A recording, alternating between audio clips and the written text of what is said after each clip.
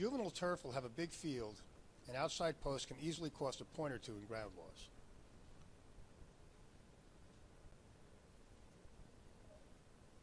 Actabante and the Great War are both heavily raced and look sprinty. The more heavily raced a young horse is, the less likely he is to jump to a new top. Commemorative moved forward nicely to a good one last time out of the mile. He's competitive on number power and his pattern is fine, but he is coming off a top effort on only 20 days rest with a ship in between. Conquest Typhoon caught very weak fields in his last two. He hasn't run fast enough to contend here and his pattern is weak. Also note Cassie has not done as well as Santa Anita as elsewhere. Daddy DT ran okay in his first two, then ran a big figure that was completely concealed by a wide trip in a fast race.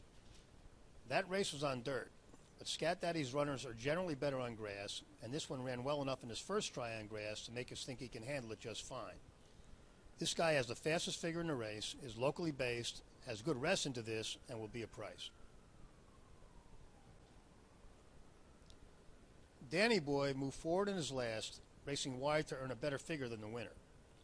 This colt is lightly raced and looks like he's moving forward, which makes him a contender at a big price.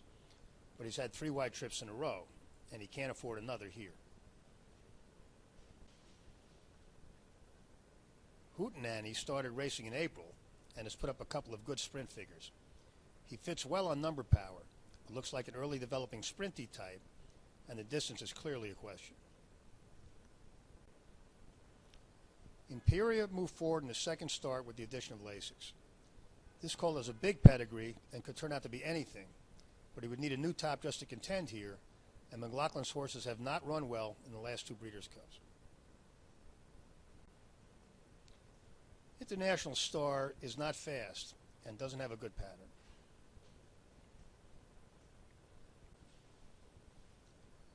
Lawn Ranger moved forward in his third start, but won only because he got a better trip than Danny Boy. He has the same pattern as that one, but he's a little slower. Luck of the Kitten ran a number last time that makes him a borderline contender. But unlike some others, he made a big jump to get there, making him less likely to move forward again and more likely to bounce.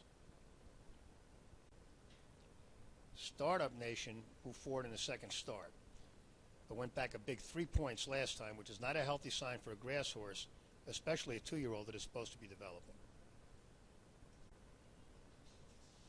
War Envoy is heavily raced, but moved forward in his last 2 as the distance increased to a level that makes him borderline competitive. Wet Sail has moved steadily forward. So far this colt is a little short of competitive and hasn't been past 6 furlongs, but he's a half-brother to a very fast filly, and Henry the Navigator's runners usually prefer roots. The bottom line for the juvenile turf is that Danny Boy would have been interesting, but not from out there. Wet Sail drew great and is a live long shot, and War Envoy adds Lasix. They're the usable Euros. Daddy DT and Hootenanny are the best American chances, with the former being big value at the morning line.